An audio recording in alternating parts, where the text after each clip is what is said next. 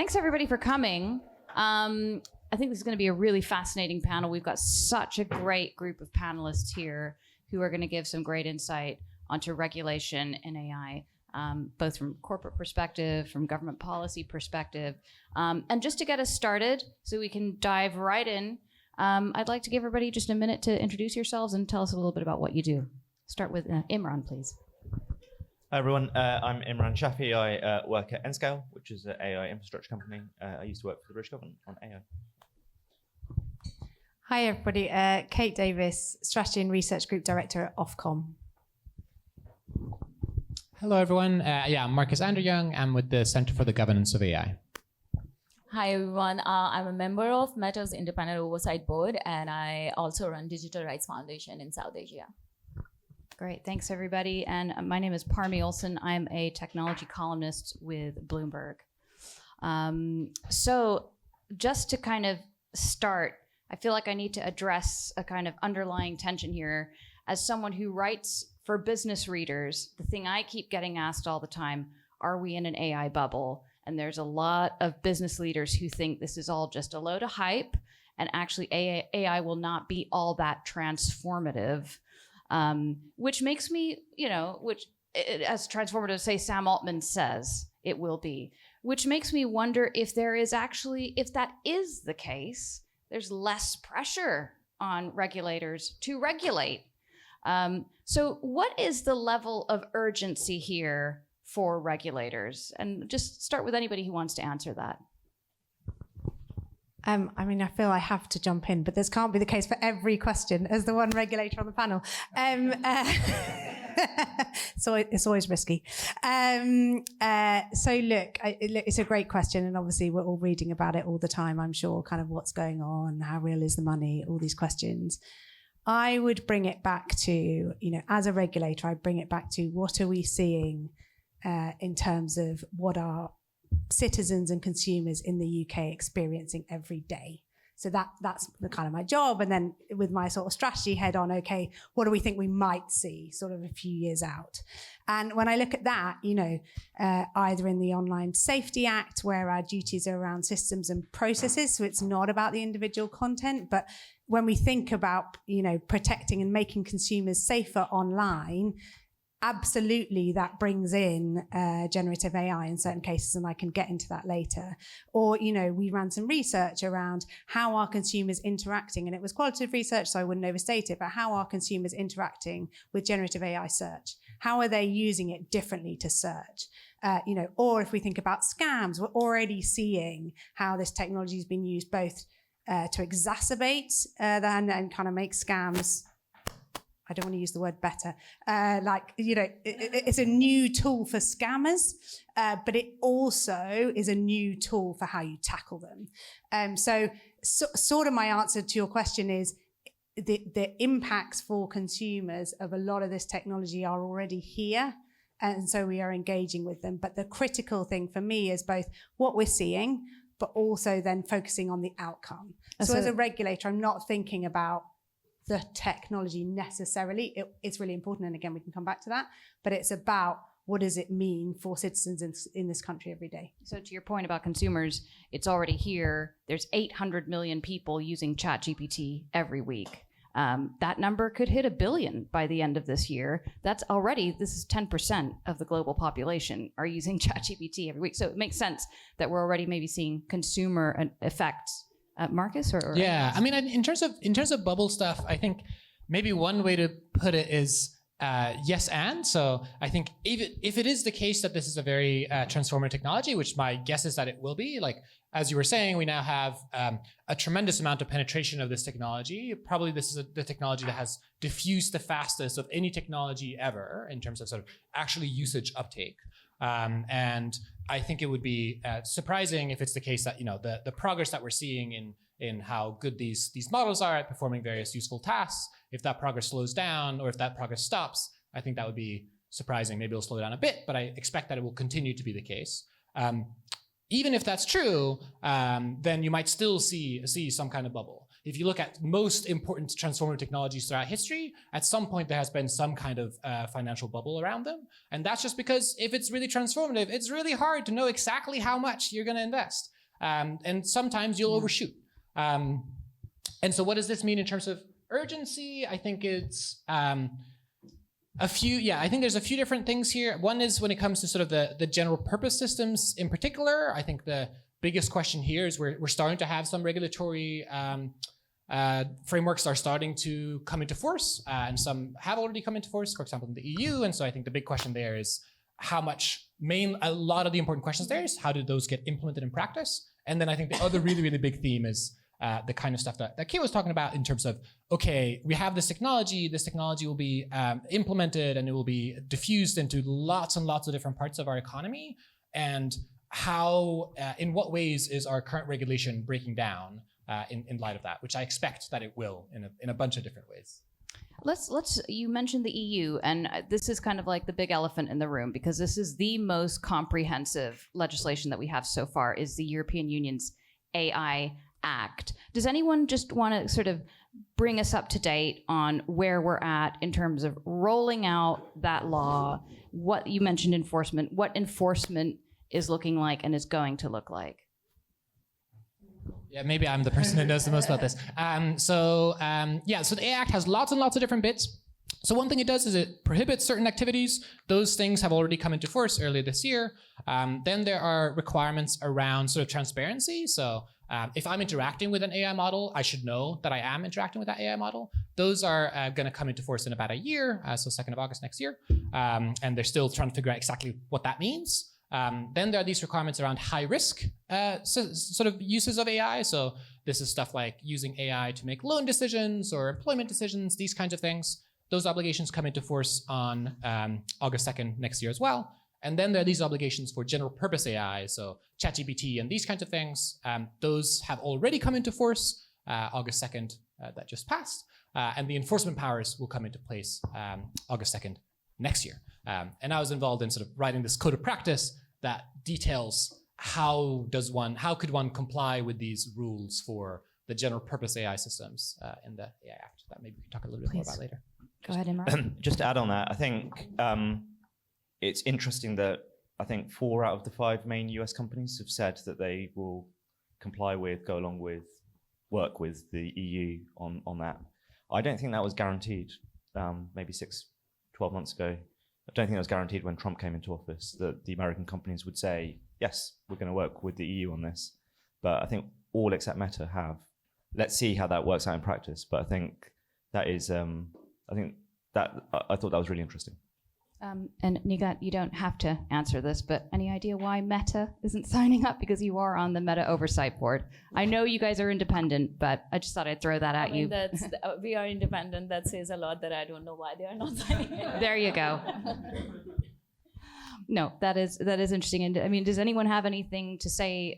Not just Meta's not alone, right? There were a whole group of dozens of European companies who sent an open letter saying that the whole act should be delayed. So there has been a fair bit of corporate backlash to this regulation. Is that warranted? I mean, there has been criticism that the act itself is too vague in parts where it needs to be specific and too specific in parts where it needs to be vague. Does anyone have anything to say to that? I'll hop in again. So I think one thing that's important to note is most of those concerns, so kind of the meme that's going around Brussels and has been going around for the past year or so is stop the clock. And for the most part, that discussion is focused on these high-risk AI requirements in the AI Act. And those, and part of the concerns there are, one concern is that those obligations are enforced by regulators at the member state level. And lots of countries haven't assigned those responsibilities to a regulator. And so that's something that one might be worried about. And then there was also this concern about, the hope was that there were going to be some standards from Sensenelec that would be ready by the time that these obligations came into force. And they've a few months ago, they said, we're not gonna make it in time. And so these are the main things that are causing concern. Also, I think it's just, these are the obligations that will hit the largest number of companies. in the EU. So I think it makes sense that there's going to be more scrutiny and more concern about those rules. Okay, and just to, we're not going to talk about the EU Act the whole time, but I just want to dive into one more thing. So the other criticism I've heard is actually the high risk part of the Act is fine. That was the early part. It's the part that talks about general purpose systems that was hastily put together as soon as ChatGPT came out, where there's a little bit of questioning about do these lines of legislation actually make sense? What's your take on that? Do you think that part of the Act is fine? Or maybe can they delay that part and bring out the first part? So I don't think they can delay it. Like, it's already in force, and so that would be weird. I guess my view is, if you look at that bit of the actual act, one thing that you notice is that it's very, very short, and there's not a lot of text in there. Part of the reason for that was because of this, it was negotiated quite late. And also there was a lot of uncertainty about, okay, what are the real requirements that make sense? Because of that, they set up this process of creating this code of practice that would sort of detail, okay, if you do this, then we think you're sort of complying with these pretty high level things. Like in the AI Act, for example, it says that if you're OpenAI, you should assess and mitigate systemic risks that stem from your models. What the heck does that mean? And so this code of practice that me and some other sort of external folks were charged with putting together based on input from a whole bunch of people is trying to detail that. And that gives you one particular way in which you can comply. And I think we did an okay job, and that we have something that's quite flexible and quite, but also will actually make a difference, while also being something that the companies sort of it's in line with the kinds of things that companies are already doing.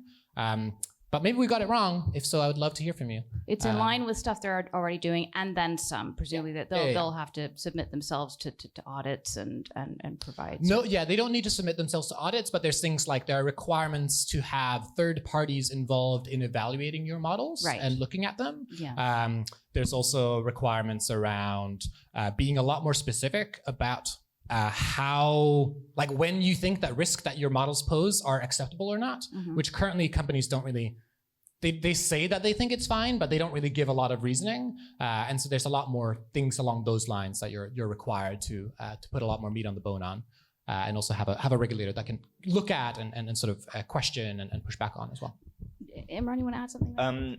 I think one test will be, like, as the technology develops, how flexible is this code? How quickly can you respond to new developments? I remember a couple of years ago when we were starting to think about this, they were like, all right, there's a very, you train a model, you release a model, and then it was just like quite a simple sort of process. It's just got way more complicated now. And in terms of sort of the open source landscape versus sort of like the closed models, it's just order of magnitude more complicated now, and who knows where that goes in the next 2 years. So I think, Marcus has done a great job with the wider team to like get down on paper what this code could look like. I think the question will be, if in a year's time there's a technology shock, what's the process to sort of make sure that remains relevant? I think so long as there is some kind of like sensible process and sensible working with the companies to say, what are you doing? And then having that conversation rather than just imposing something on them that runs against the grain of what they're doing. I think as long as it's iterative and you're working with people, I think it's good to be having those conversations. Yeah, and if it comes on the foundation of having already been doing that with other forms of legislation. So let's just take a big step back and look at things from a global perspective, not just Europe, but there are efforts happening everywhere to regulate AI. We've got a safety bill in California, which just passed, and some very tight, stringent regulations in China. How different are all of these? People often talk about the Brussels effect, that the EU's approach is often the loudest and most resonant and impactful. But should we also, what can we learn from some of these other approaches from other parts of the world? I'm happy to jump in, and then I'm sure others will want to. I'm sure Marcus, but it would also be great to bring Nigat in. So look, I think this is a great opportunity, speaking as a regulator. So I think that, people are trying different approaches here. And it's a great opportunity to learn, like what's going on in the conversations we have with our international counterparts, around how can we learn from what each other are doing, where is the synergies. As I say, I think there's a slight risk that there's an idea that the UK isn't regulating AI. I don't actually think that's true. I think it's just taking a different approach. And there's a question of whether the government decides to have a tech-focused regulatory approach. But the approach at the moment in the UK is in each sector, or in your kind of cross-economy regulators, for them to pick up where AI impacts on outcomes for UK consumers and citizens. Like, that is the approach that's being taken. But there are interactions, right? So some of the stuff in the AI Act in the EU speaks directly to some of the stuff in the Online Safety Act. So, particular issues around particular forms of illegal content. So there's lots to learn and figure out because we are all dealing with a lot of the same companies. I think the other thing to say, just very briefly, is, we also need to recognize that although ultimately I think, there is such opportunity for recognizing those synergies and interacting globally in this space. At the same time, there are interactions with domestic, not just political views, like sort of strongly held beliefs in each country. So the debate in the UK that we've had around freedom of expression and quite where there's a right line to draw, like, different countries and different groups of countries takes different views on that. And we need to keep kind of recognizing that alongside these conversations around the technology. So I do want to move to the UK at some point, but before that, I'd love to hear from you, Nagat, and just the global south. What's the approach there, and from Pakistan and so forth? Yeah, no, I think it's time to bring global majority into the conversation. Global majority, right? And bring you, push you all to talk outside of the EU and UK comfort zone. So in Pakistan and across South Asia, the conversation around AI regulation, especially from the CSOs and academia perspective, is really not about abstract risk to innovation. It's by different stakeholders, it's about survival. It's about not leaving behind. It's about dignity and safety. And because my work in South Asia is around looking into marginalized groups and communities. So it's especially for women and marginalized groups and how harmful AI generated content is for them. But sitting at the oversight board, if I can give you one example. Where we have reviewed cases involving non-consensual intimate imagery, often manipulated with AI, which now we call synthetic sexual imagery as well. In many parts of the world, including my own country, a single fake nude can destroy someone's life. It can lead to violence, to social isolation, even in imprisonment under so-called moral laws that we have.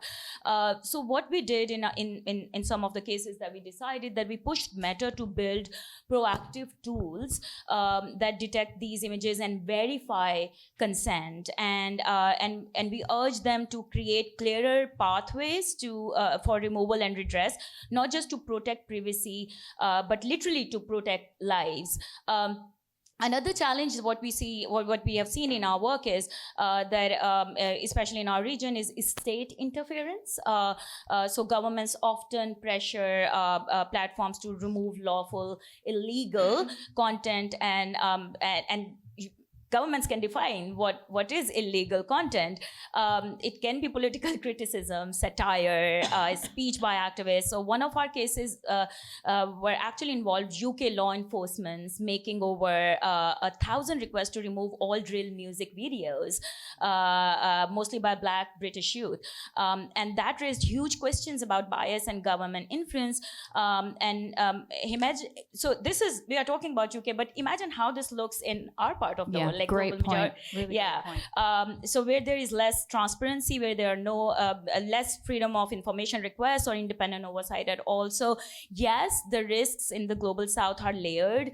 It is tech facilitated violence, gender deepfakes, political censorship, and the exclusion of non-English users from safety and appeal system. Okay, and I just wanted to go back to a point you made about a single fake nude can just ruin someone's life, and it can lead to imprisonment. Is that for the person who, or is it the creator of the deep fake, or the person whose image has been? So it's like double-edged sword, these regulations. The way governments in our part of the world look into this is like, for instance, they have like a good sort of set of model from EU or UK. What they will do is like spice it up, and then add, some criminalization and, like make those offenses criminal. And then so what I'm talking about is that the nude of a person who's a victim, their lives are at risk by their own families in the name of honor. Honor Right. killing is very common. But then by the person who is a perpetrator, maybe he doesn't even know that this is a crime in our country, right?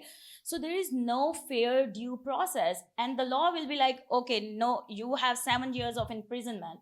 So what goes into that process is what I'm raising, is that the laws become so stringent. And I think that's why EU, UK regulation is great. And I have been part of conversations around Online Safety Act as well. But I also feel how we can become more inclusive, how we can take everyone along in these conversations.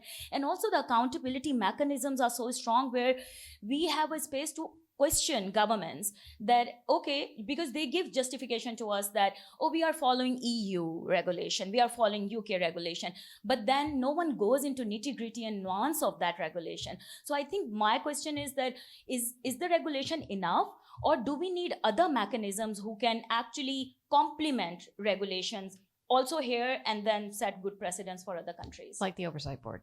Yes. But to your point, they need to be more inclusive. Do you mean the UK government needs to listen to other governments in the global majority? What did you mean by be more inclusive? If you could just spell that out. So I would like to talk about Brussels effect. So I look back at GDPR and it was presented to the rest of the world as, like golden, like rules around privacy and everything. And what happened in our country is that it's the same. Without having proper infrastructures, our governments started posing, the same laws. I mean, we don't even have like a proper concept of privacy among users, right? And you are bringing such complex systems into region where you are, again, as I said, that bringing so many penalties, and there is no due process of law. And so that's the Brussels effect I'm talking. What inclusivity means, that are you speaking to, not to the governments, but are you speaking to the people at the margins, or people like us who are on ground, who know what are the harms of these global platforms? Are tech companies speaking to those people, or are government speaking to those people? Government speaking to us, like what are the harms that have already happened in Myanmar, for instance, or in Pakistan or Bangladesh or Nepal. Like in Nepal, we have all seen the revolution. It happened because government banned all social media platforms. And to me, in South Asia, Nepal is the most calmest country. I never imagined that the Gen Z will just rise one day and they will just, revolt against government and burn I don't down think the government everything. expected it either. Yeah. Okay, let's move back into our comfort zone around the UK. You mentioned the Online Safety Act, which I personally am a fan of. Apparently in tech circles and among business leaders, it's incredibly unfashionable to say that. But I actually think it's a great piece of legislation. It's modeled on health and safety law. Really clever way of getting around the whole free speech difficulty. Maybe Imran, you can answer this because you were at DCIT for a while. Do you think the UK should have its own AI legislation? Or, as Kate was mentioning, we've already got a bunch of regulators who could just address how AI is being used in finance and in healthcare. If we do tech regulation so well, maybe it'd be quite good to have something. So I think there's definitely been talk about whether the government will bring forward sort of more technology-focused regulation. I think the question, the key question is, what are you trying to achieve by doing this? How does that make the world safer or fairer, or whatever your objective is? So I think defining very clearly what that objective is, and how does intervening at that layer of the stack get you there? I think given we now have stuff in California and the EU, it's not immediately obvious to me why another sort of scrutiny at the technology layer necessarily brings that much value. It might do, but I think we need to see the details of exactly why that is. There are also risks in introducing legislation because then it goes to Parliament, and Parliament might have views that are in a different place to the executive, and that might be something that then creates challenges for the government, which is very explicitly sort of said it wants to work really closely with the US government on all things AI, and sort of pushing in a direction that was too far away from that could cause challenges. I think I strongly agree with Kate's point that we are regulating on AI in the UK through the regulators, through financial services. I think healthcare will be a really interesting sort of use case of that as you get AI assisted healthcare, both through the sort of the delivery of the healthcare through sort of AI enabled doctors or whatever it might be, or medicines, that like innovating creatively in that area to allow new things to happen will be a really important focus for regulation. Do we know if these other regulators, healthcare regulators, the Financial Conduct Authority in the UK, are they hiring people to deal with AI services to add to their expertise? Should I pick that up? So, I mean, I engage, and it's probably obvious because communications and health, there aren't so many interactions, I engage less.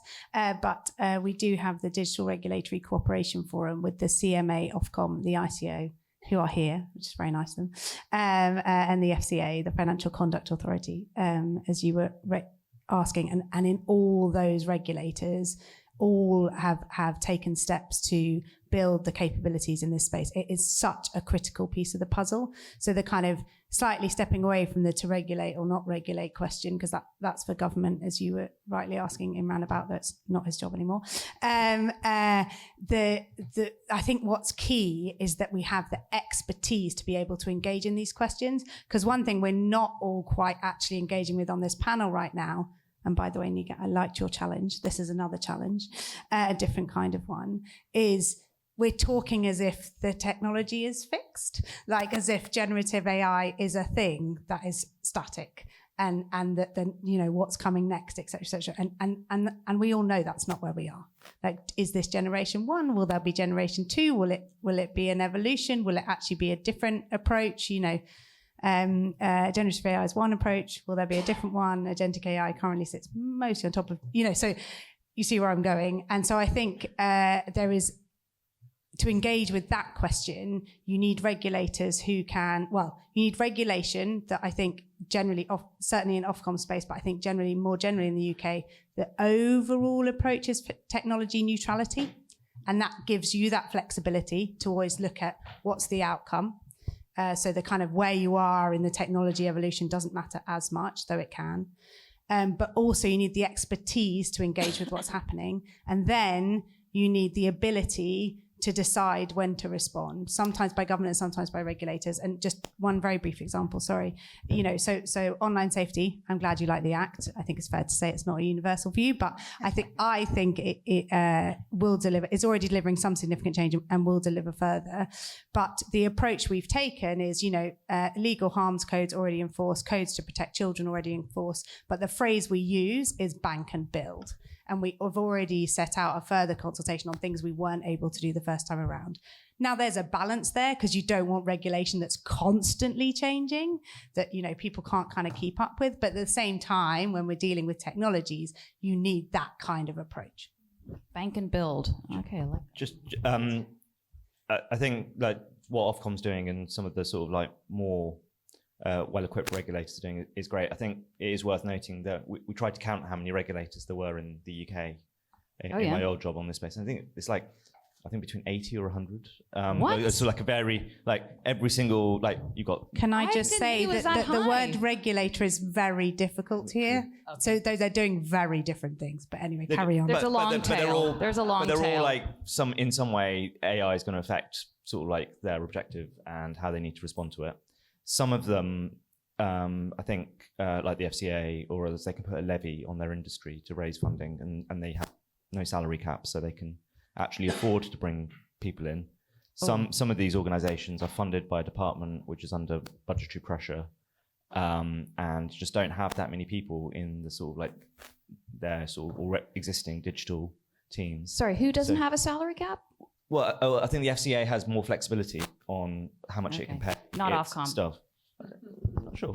Ofcom is independent, so it's down to our board, the approach that's taken, but obviously we are in the public sector, so that is important when it comes to how we do these things. The other thing I'd just say, though, actually, sorry, just very briefly on this point, is Ofcom is also mostly funded by industry, and actually that's a constant drive downwards because we're collecting fees from the industries we regulate, which means you've got to be efficient because you've got to explain to them how you're using that money. So it's the kind of counterbalance to the point Imran's making. Yeah. But the capabilities point is really important. Yeah, and then I think so. You could end up in a situation where like harm could end up in quite a niche area, like not to sort of like put them on the spot, but like for instance, you've got the Gambling Commission. How many people do they have thinking about AI? Can you imagine an AI agent in the future that sort of like very sort of focuses targeting on vulnerable people? There's a sort of like daily cap on how much you can gamble, and it says, right, we're going to get them Great to £1 point. under that each day, and sort of the AI can really focus people on that. All of the current gambling laws are set up for a pre-AI world. How do you get that law ready for an AI world, and do you have the expertise within the Gambling Commission or the equivalent of that in every single sector? And I think that's going to be a real challenge. Okay, let's dig into this point about expertise because I think it's really important. And this is what regulators get criticized for all the time. You're too slow and you don't understand the technology. So what are you going to do? You got to hire the smart people. Funnily enough, a few weeks ago, I spoke to someone at Google who was a research scientist, just happened to be making $2.5 million as their salary. They get an email from Mark Zuckerberg, no subject, just says, I'd love to have a conversation with you. Please talk to our recruiter. That conversation, they start at $7.5 million. This is what we're offering you to come join Meta. And we can go a lot higher. And this person was kind of thinking, I really want to be on the team that builds super intelligence, but I don't like Mark Zuckerberg. And they've tried to hire me 6 other times. And in that case, they actually said no. And they stayed with Google. But still, $2.5 million is quite a bit of money. I know you guys don't have a salary cap, at the FCA. Ofcom has the sort of ad hoc approach. It's $2 million at Ofcom. Oh, well, they just missed it. Okay, so my question is, when people are being paid so much more in the private sector, and especially by big tech, and those are the people who don't just know how it works, I think there's a lot of value in these people knowing the people, right? They know the gossip. They know what's happening in Silicon Valley. They know what's happening at Anthropic and OpenAI. So you need those people. How are you attracting them? And are they joining you guys? Yeah, look, such a good question. And just to say, you don't need AI for fake news. It's right here. All Ofcom's big salaries are published. You can look them up. Anyway, transparency is very important. So skills. Look, this is such a big, important point. So the one thing the government does many things right, but one thing the government did very right was deciding to support the kind of building the capability for online safety in advance of the Act. That is highly unusual. So they gave Ofcom money to start building these skills and capabilities a year or two before the Act gained royal assent. So we were engaging with, okay, what are the skills and capabilities we need? Because this takes time. Secondly, and your example very nicely brings it out, but slightly different salary scales, purpose matters. And actually, the combination of course, salary matters, but the combination of, some flexibility by virtue of being independent, that, we're not rigidly tied to the government's caps, and a purpose is absolutely critical to bringing in the right people. And to your point about, what's going on, it's not just the very technical people. So other people who have worked in the platforms we've hired from right across the piece, but also, real deep expertise in certain kind of harms, which is actually really important as well. On the tech side specifically, just to kind of get to it, we have built data and tech teams with very specific AI, ML expertise. So, and sizable, we're talking, 10, probably around 100 people across the organization. So we are managing to bring in this expertise. Now, of course, people come and they go, and you've got to kind of work out how to work with that. And I think it's a really important point because often also, I mean, regulators, rightly or wrongly, often rightly, get criticised for a bunch of stuff. But one thing we do get challenged on is, oh, but hang on, if you're hiring from industry, isn't there regulatory capture? And actually, I think it's so important to bust that myth and say, no, we have really clear conflict of interest, and actually these capabilities are needed. You need people who've been working in industry on this stuff, and then they've made their 7 million, and they now want a purpose that is more social. Just quickly on that, when I was in government, we got the AI Security Institute. We got people to join who were being offered millions by the private sector, and they had it was that purpose question that sort of came. And why did they join? Did they say? Because they want to Well, I think some people who are sort of very close to the frontier, I'm not even sure they sort of think the world's going to be using money in sort of 15 years time. Yeah. And so we could live in a post-money world if sort of we have sort of AI takeoff. But sort of slightly less flippantly, I think it's that sense of this genuinely could be the most powerful thing the world has ever seen, and people want to be on the right side of history, and different people have different views on where you sit to sort of to be part of that. And for some people, they will say, actually, I think I can affect more change by being in government rather than being in a company. You do need lots of great people in companies to drive this too. It shouldn't just be all the sort of people with a sort of sense of purpose come to government, because then that would hollow out the companies. But I suppose for some people, that's their choice. It helps that these companies are quite mission oriented already, isn't it? Like OpenAI and Anthropic, they're attracting people who kind of want to make the world a better place and make a lot of money on the side. Marcus, you were going to say? Oh, I think I was mainly going to say things that were already said. So yeah, I think AC is just a tremendous success when it comes to these things. There's just a lot of people there who are taking 10x or even more. Sorry, EC, you're referring to the European Commission? Oh, sorry.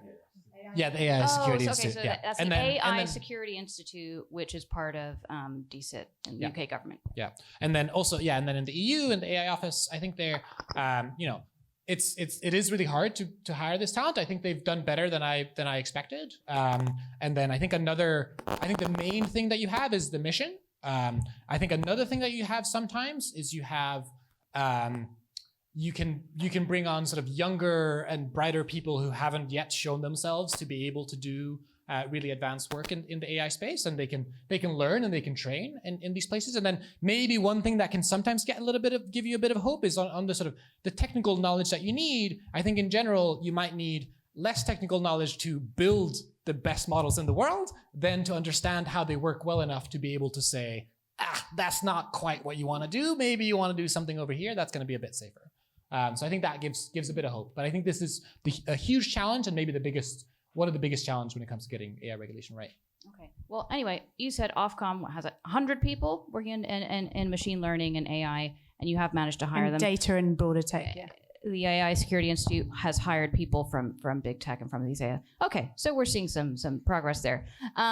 Let's talk about the actual problems that need to be solved for actual people. So one of the most popular applications of generative AI are for consumers, right? It's not so much businesses, or maybe they are. I mean, please bring this up if you think they are. But we're hearing about companionship chatbots, people becoming very dependent on some of these, romantic, sexual chatbots. Sam Altman announced this week that ChatGPT will engage in erotic roleplay with people in December and also be imbued with more personality, because they have mitigated many of the mental health risks that ChatGPT has, and so they can loosen some of the restrictions that they have in place. That's going to work out well, I'm sure. But I'd love to know from you guys. I mean, we've also got photorealistic images, deep fakes. Nigat, you were talking about how devastating that can be for people. Which applications, I mean, maybe if you could even choose one, which applications need the most urgent attention from regulators, or that you're most worried about? We have a digital security helpline in Pakistan, started in 2016, addressing very simple, basic issues around cyber harassment. And now what we are seeing is AI manipulated content, especially harming marginalized groups, not only young women and girls, but also religious minorities, how they such content is influencing political narratives, but also during elections as well. So I think this is something that is very urgent for regulators to see, but also like finding a way like how regulation is actually enforcing,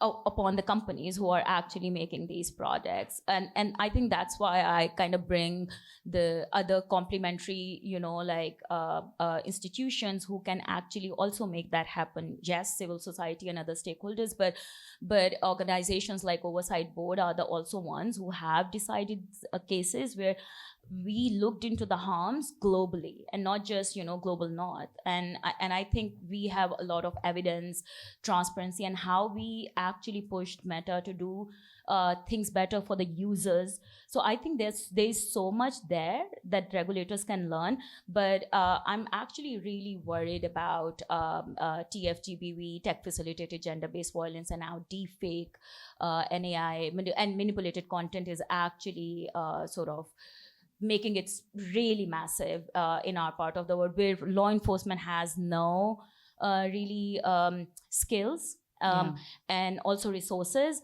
and policymakers don't even know what manipulated content means. Oh, wow. Okay, go on, Kate. Can I jump in? So, because I mean, look, there's so much there, right? I'd love to talk to you about our violence against women and girls guidance, which absolutely draws on the sector and how we tackle some of these challenges. Some of them are directly tackled through the Online Safety Act. So, to cover some of the specifics, it doesn't matter whether content is generated by a human or by AI; it's captured. So, non-consensual intimate image abuse, if it's a deep fake, it's captured. And we've not only does that mean the rules come into play, so a company has to do a risk assessment, but then also have the systems and processes to pick up on this stuff. And with NCII, that is an evolving field. It's difficult, but it's we've got hash matching for CSAM. How do we move the dial on NCII? And then there's two other broad types. This is now. Is that less? Yeah, okay. So if on a service a chatbot is enabling a user-to-user interaction, so if you have your chatbot and then you create some content and then you share it with another user, that's caught. And then also if generative AI is acting as search. So in all those circumstances, the codes kick into play. So be it about intimate image abuse, be it about CSAM, be it any of these horrific things. That's really, really important. The other thing that's really important, again, it comes back to the capabilities piece, is how do we tackle this? Well, in part through learning what the industry is doing, but also looking at it ourselves. So we've done loads of work around deepfakes and actually what are the solutions, different kinds of methodologies you can use to actually tackle this stuff. It's not straightforward, but there are solutions. So we're hearing deepfakes are really, really a point of concern. Imran? Maybe taking it, I strongly agree that those are important issues. A slightly different tack would be for a country that has been struggling with growth recently, and sort of like the wider sort of Western world sort of struggling with productivity and growth. Like so there's regulation that stops you doing things, and there's regulation that enables you to do things. And so if you're in the UK with an 80% services economy, like what are the steps that we need to take to make sure that we can benefit from the upside as well as manage some of the risks? And so like an example would be the like really innovative stuff that the Department for Transport's doing to allow autonomous vehicles onto the roads in London. That is an AI regulation, but it's allowing something to happen that was previously illegal. What is going to be the sort of regulatory framework to sort of in financial services in other areas? I think there's a sort of level of urgency that we can be the front leaders in that, because if we're not the front leaders, we're gonna that industry is gonna sort of face really other people will innovate and we won't, and then for a country that relies so much on these sectors, that would be a bad place for us to be. So I think having a sense of urgency on that is really important. And then the final thing that we haven't really talked about much, but somehow I think Western governments are going to have to work out what they think on this, is intellectual property, which the British government put some proposals out last year. They were not universally acclaimed. That's putting it lightly. But it's like it's just going to be like a really difficult question. But like, how do you, in a global world, come to someone like with strongly different views, very strongly different views from lots of different parties, even within countries, get to a settlement on intellectual property before kind of the world's just moved on, and actually you can have lots of theoretical debates, but like, people have just used that intellectual property already, and there's no redress. So like, how do you get to the bottom of that and carry the public with you? I think is going to be a really difficult question. I just wanted to say that we are talking a lot about compliance and regulation, but I guess the rights perspective is really not there.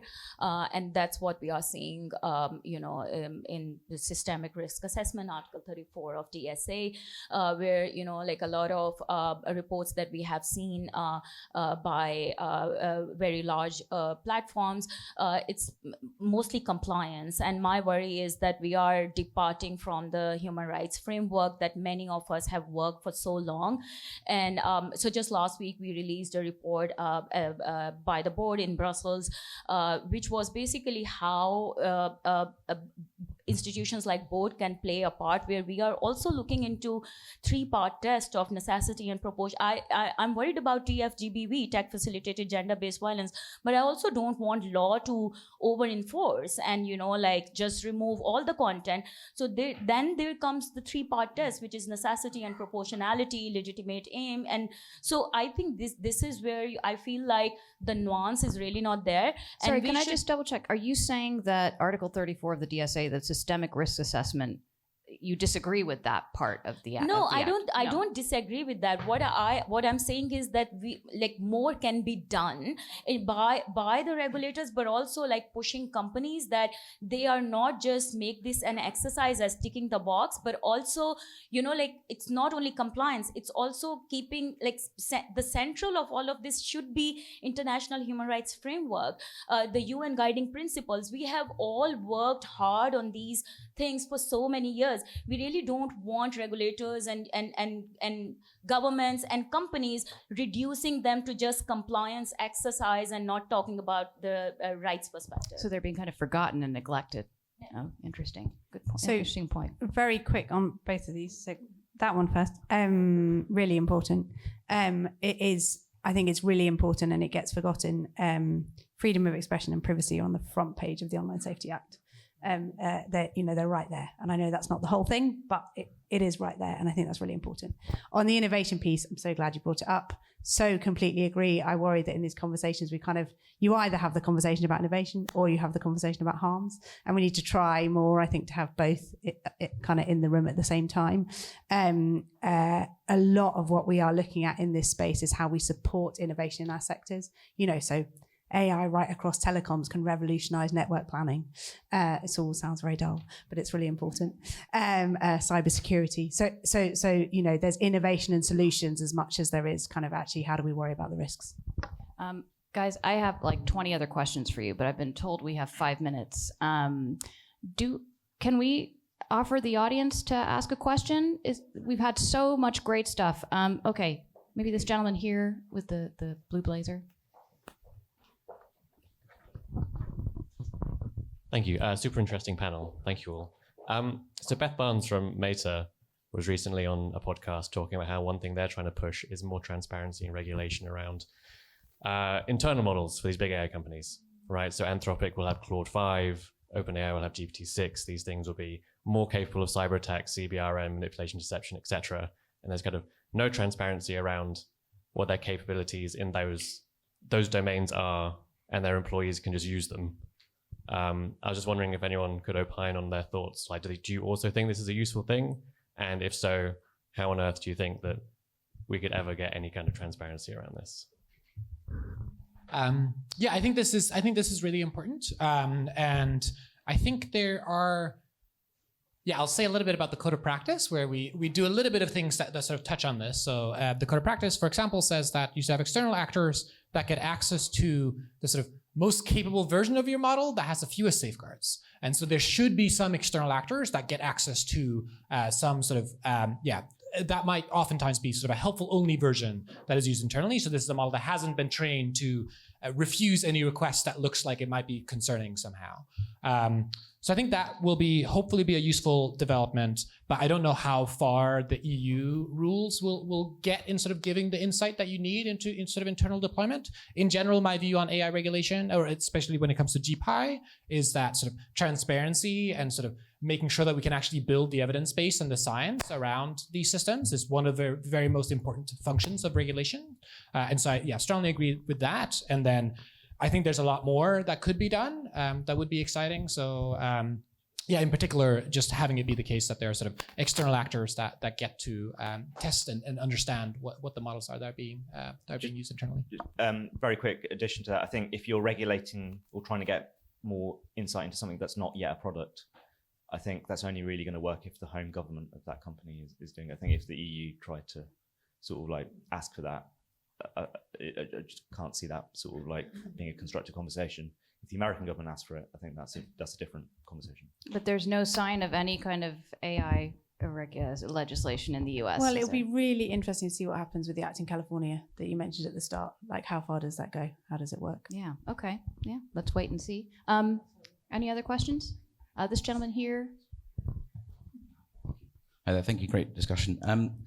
My question is around a sort of extraterritorial application of regulation. So we've seen an increase in that in the digital space, GDPR, cybersecurity laws, and the EU AI Act. So thank you for mentioning copyright in particular. That's an interesting one. And also Kate, on the point, I don't doubt that lots of people are busy with the Online Safety Act and trying to bring that in.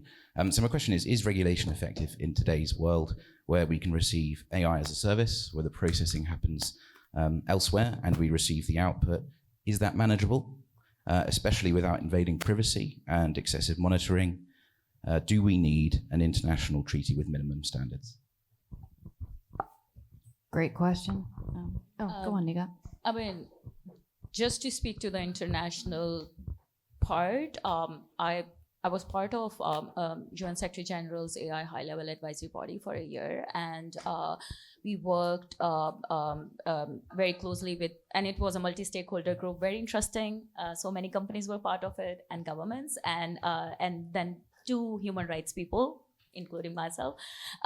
So we gave recommendations to the UN in terms of how we can make it more global, and what we noticed that there's so much divide around discourse around AI, and it's very, very quickly moving on in global north, and they are actually dominating this conversation, whereas global south is just like watching what is happening in global north. And I think that became part of a huge part of our conversation.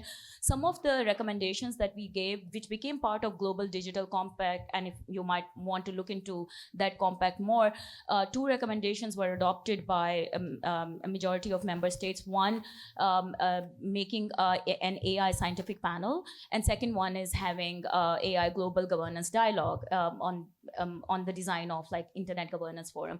So this is something that is happening, but I'm not sure how much a global governance, what design of global governance should look like, and how other global majority countries can actually get benefit out of it. Even for minimum standards, as he said. Okay. Marcus, you want to? Yeah, just quickly.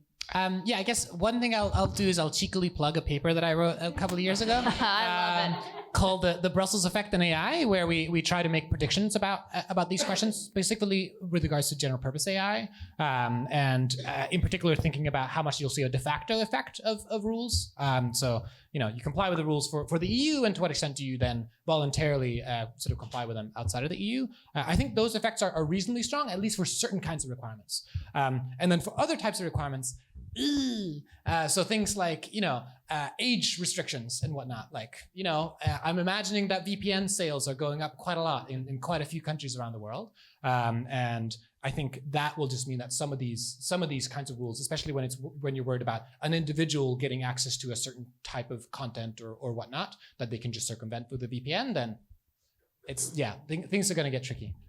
Just on treaties specifically, a treaty needs to be approved by a US president and then taken through the Senate. I think by a 2/3 majority. I can't remember, but like that's the challenge of like how do you convince 2/3 of the Senate of in America that this is in their interests. And I think if you can't answer that question, it's going to be difficult to get anything through. And if America is not part of a treaty where a lot all the models are there, what effect is that treaty really having? So I think that's a great point to make, to bring us down to earth, to remember what is actually required to get these things through. It's not easy, but people are trying. Thank you so much for being such an engaged audience. And the great thing about this conference is we can all still talk, hopefully. We can actually all have still time talk for after one this. more question. Oh, is there time for one more? Yeah. Okay, let's go. Is it mine? Or is it yours?